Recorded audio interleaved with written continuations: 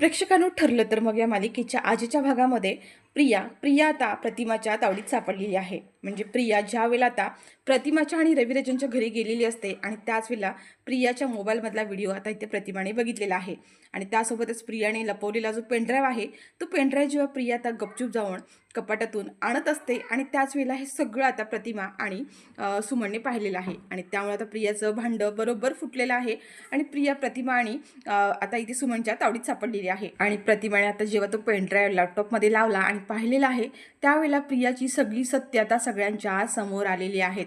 प्रिया पूर्णपणे एक्सपोज झालेली आहे. आता हे सगळं नेमकं कसं घडलं, काय घडलं, हे सगळं काही आपण आजच्या भागामध्ये पाहणार आहोत. त्यामुळे आजचा भाग थोडाही स्किप न करता शेवटपर्यंत पहा आणि चॅनलवर नवीन असेल तर चॅनल आत्ता सबस्क्राईब करून व्हिडिओला लाईक नक्की करा. इकडे प्रतिमाला भेटायला आता प्रिया आलेली असते. सुमन आणि प्रतिमाला भेटायला आल्यानंतर आता प्रियाचं खरं तर एक वेगळाच प्लॅन असतो, वेगळंच कारस्थान असतं. कारण प्रियाने जो मोबाईल आणि पेनड्राईव्ह लपून ठेवला आहे तो तिला आता हवा असतो आणि त्यासाठीच ती आलेली असते. पण इकडे मात्र ती आता जशी काही तिला प्रतिमाची काळजीच आहे असं दाखवून देत असते.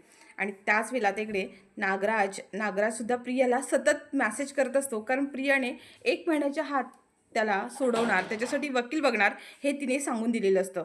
आणि 1 महिन्याच्या आत जर प्रियाने त्याच्यासाठी वकील नाही पाहिला, त्याला नाही बाहेर काढलं, तर तो प्रियाचं सत्य सगळ्यांच्या समोर आणेल हे त्याने सांगितलेलं असतं. आता नागराजचे सतत येणारे प्रियाला मॅसेज ती घाबरलेली असते. आता इकडे प्रतिमा जी असते ती प्रियाच्या केसाची चंपी करत असते. आता हे सगळं प्रियाला टाळून तो सगळ्यात आधी म्हणजे पेनड्राईव्ह तिला घ्यायचा असतो. कारण तिला आता नागराजला ब्लॅकमेल करायचं असतं. प्रतिमा म्हणत असते की काय झालं, कोणाचे एवढे मेसेजेस येत आहेत. प्रिया तर इथे म्हणते की नाही गं, एका मैत्रिणीचे मेसेज आहेत, उगाचच ती सारखी मेसेज करते, मला भेटायला बोलवते. प्रतिमा म्हणते काही हरकत नाही आहे, पण आज तू इतक्या दिवसानंतर माहेरी आली आहेस ना, तर आम्हाला तुझ्याशी मनसोक्त गप्पा मारू दे. मैत्रिणीशी काय गं, तू नेहमीच गप्पा मारत असतेस. प्रिया म्हणते की हो ना. आणि प्रिया आता तिचा मोबाईल आहे तो बाजूला ठेवते आणि प्रतिमा आणि सुमनशी गप्पा मारत असते. पण प्रियाच्या मनात मात्र तेच असं की कधी ह्यांच्या तावडीतून सुटते आणि तो पेनड्राईव्ह माझ्या हातामध्ये येतोय. एकदा का तो पेनड्राईव्ह मिळाला की त्या नागराजची बोलती कायमची बंद करता येईल. आता प्रतिमा बरेच सारे प्रश्न इकडे प्रियाला विचारत असते. पण प्रियाचं मात्र अजिबातच लक्ष नसतं. प्रिया स्वतःच्याच विचारांमध्ये असते. प्रतिभा म्हणते की काय झालं तन्वी, तुझं लक्ष कुठे आहे, तुझं अजिबातच लक्ष नाही आहे आमच्याकडे. आणि ते म्हणते की बरं ठीक आहे, मी आता ना सगळ्यांना जेवायलाच वाढते, मी तुझ्यासाठी आज खास जेवण बनवलेलं आहे. तन्वी म्हणते की अगं आई कशाला हे एवढं सगळं केलं तू. आता इथे प्रतिमा म्हणते की अगं किती दिवसांनी आज तू इकडे आलेली आहेस आणि असं कसं तुझं कौतुक करणार नाही. प्रतिमा ते प्रियाला जेवायला वाटते. प्रिया जेवण बघून म्हणते की काय बनवलंय जेवण हे, मला जसं कधी हे खायलाच मिळत नाही असं तिने मेनू बनवलेले आहेत. आता प्रियाला प्रतिमाने केलेलं जेवण अजिबातच आवडत नसतं. पण आता ती अगदी खोटं खोटं का होईना पण नाटक करत असते. कारण तिला आता इथे प्रतिमाचं सुद्धा मन जिंकायचं असतं आणि तिचं ती बळे सगळं खायचा प्रयत्न करत असते. प्रतिमा म्हणते गं असं काय करतेस, हळूहळू खा, एवढी घाई काय करतेस, जसं काही कुणी मागेच लागले. प्रिया म्हणते नाही गाई, पण आज खूप दिवसांनी तुझ्या हातचं खाते ना, त्याच्यामुळे कधी तुझ्या हातचं मला खायला मिळते असं झालंय मला. आणि प्रियाला आता ते जेवण आवडलेलं नसतं तरीसुद्धा ती खोटं नाटक करून ते जेवण किती छान झाले असं ती दाखवण्याचा प्रयत्न करत असते. आणि त्याच वेळेला सुद्धा तिला सतत आता इथे नागराचे मॅसेज येत असतात आणि प्रियाचं पूर्ण लक्ष मोबाईलमध्येच असतं. सुमन म्हणते की वहिनी बघितलं का, जेव्हापासून तन्वी घरी आली ना तिचं लक्ष सतत मोबाईलमध्येच आहे. आपण तिच्याशी गप्पा मारतोय, बोलतोय, तिच्यासाठी एवढं खायला केलं, पण तिला तिचं काहीच नाही आहे. एवढं काय मोबाईलमध्ये आहे. मला ना असं वाटतं की तन्वीचं ना काहीतरी वेगळं सुरू आहे. प्रतिमाला सुद्धा आता तेच वाटत असतं. प्रिया मात्र आता नागराजच्या मॅसेजला रिप्लाय करत असते की हो, मी तुमच्यासाठी वकील पाहतीये, माझं काम सुरूच आहे. हे सगळं तिचं चालू असतं आणि त्याच वेळेला आता इथे प्रतिमासुद्धा तिच्याकडे संशयाने पाहत असते. प्रिया आता बळे सगळं काही खाते आणि म्हणते की आई मी जरा जाऊन रूममध्ये आराम करते. आता प्रतिमाला आणि इथे सुमनला दोघींना सुद्धा प्रियावरती संशय आलेला असतो. प्रिया येते, तिच्या रूममध्ये येते आणि तिने जो मोबाईल आणि पेनड्राईव्ह जो लपून ठेवलेला आहे तो शोधण्यासाठी आता ती तिच्या रूममध्ये येते, ज्या ठिकाणी तिने ते लपून ठेवलेलं असतं.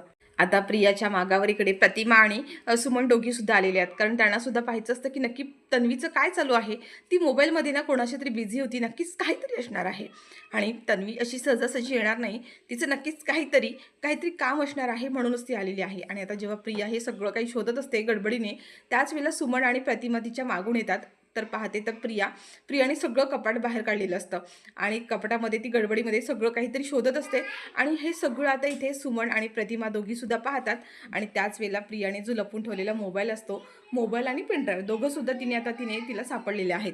आणि हे सगळं काही आता प्रतिमाने आणि सुमनने पाहिलंय आणि त्या दोघींना आता प्रश्न पडतो की हिने मोबाईल आणि पेनड्राईव्ह असं लपून का ठेवलं असेल, काय असेल याच्यामध्ये, आणि एवढ्या घाई गडबडीमध्ये हे सगळं का शोधते.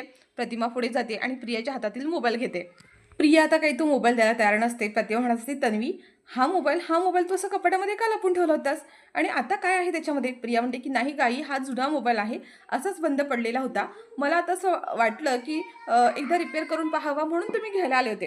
प्रतिमा म्हणते पण आम्हाला तर माहीत नाही, दाखव बघू. आणि आता प्रतिमा तो मोबाईल प्रियाच्या हातून घेत असते पण प्रिया मात्र प्रतिमाला मोबाईल द्यायला तयार नाही आहे. प्रतिमा म्हणते अगं काय झालं, बंद झालेला मोबाईल आहे ना, मग का देत नाही आहेस. आणि प्रतिमा तो मोबाईल आता तिच्या हातातून घेते. प्रिया मात्र खूप घाबरलेली असते आणि त्याच वेळेला प्रिया म्हणते की आता जर आईने ह्याच्यामध्ये हे सगळं पाहिलं तर मग माझं काही खरं नाही आहे.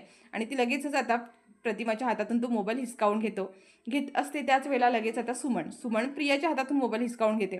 म्हणते की काय झालं तन्वी, जुना मोबाईल आहे ना ग, मग तू का असा ओढून घेतेस, बघू दे तरी काय आहे त्याच्यामध्ये. प्रिया म्हणते अगं सुमन काकू, काहीच नाही आहे त्याच्यामध्ये, जुना आणि बंद मोबाईल आहे, त्याच्यामध्ये काय असणार आहे. सुमन म्हणते अगं बंद आहे ना, मग दे, का तू घाबरलीस का इतकी, आणि तन्वी तुला एवढा घाम का आलाय. आता प्रियाचं हे सगळं वागणं बघून दोघींना सुद्धा संशय आलेला आहे की प्रिया आपल्यापासून काहीतरी लपवण्याचा प्रयत्न करते. आणि त्याच वेळेला तिच्या हातातून पेनड्राईव्ह खाली पडतो. प्रियाच्या हातातला जो पेनड्राईव्ह खाली पडल्यानंतर प्रिया पूर्णपणे घाबरते. प्रतिमा लगेचच तो पेनड्राईव्ह उचलते आणि म्हणते की तन्वी हा पेनड्राईव्ह तू मोबाईल आणि पेनड्राईव्ह असं लपून का ठेवलं होतंस, काय आहे याच्यामध्ये. प्रिया म्हणते अगं आई काहीच नाही आहे, माझे जुने फोटोज आहेत मैत्रिणींसोबतचे, काही नाही त्याच्यामध्ये. आणि प्रिया तर प्रतिमाच्या हातातून तो मोबाईल आणि पेनड्राईव्ह घेण्याचा प्रयत्न करते. पण प्रतिमा म्हणते की तन्वी थांब, मला बघायचं याच्यामध्ये काय आहे ते. आणि प्रतिभा तो पेनड्राईव्ह आता जाऊन लॅपटॉपला कनेक्ट करते आणि ओपन करते. आणि त्यानंतर आता प्रतिमासमोर जे काही आलेलं आहे त्याच्यामुळे प्रतिमा आता पूर्णपणे शॉकमध्ये गेलेली आहे. कारण प्रियाच्या त्या पेनड्राईव्हमध्ये खूप मोठं भयानक सत्य, ज्याची आता कल्पनासुद्धा केली नव्हती, ते सत्य आता प्रतिमाच्या आणि सुमनच्या समोर आलेलं आहे.